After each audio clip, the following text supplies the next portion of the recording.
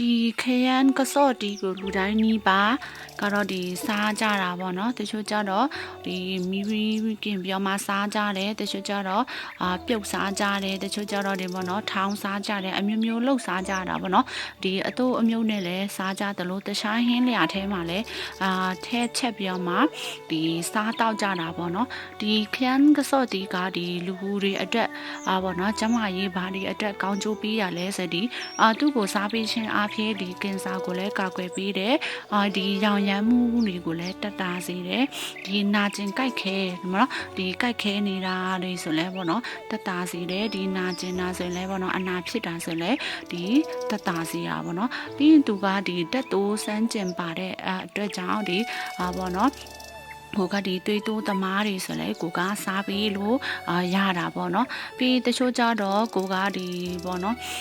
ဗီတာမင်စီဓာတ်တွေနော်ကင်းတဲ့လူတွေဆိုရင်နော်ရှိုးတဲ့နေတဲ့လူတွေဒါတွေကို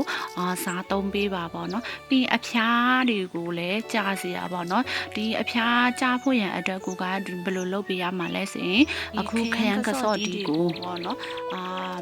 ပြုတ်ပြီးတော့မှသူ့ရဲ့အရည်တွေကိုတောက်ပေးခြင်းအဖြစ်အဖျားကိုလည်းကြစီရပါတော့ပြီးရင်အမြင်အာယုံကိုလည်းကောင်းစေတယ်ဒီအမြင်အာယုံကောင်းဖို့ရန်အတွက်ဒီထောပတ်လေးနဲ့ပေါ့နော်ထောပတ်စီလေးနဲ့ကိုကကြော်စားပေးမယ်ဆိုရင်အမြင်အာယုံကိုလည်းကောင်းမွန်စေပါတယ်ဒီချက်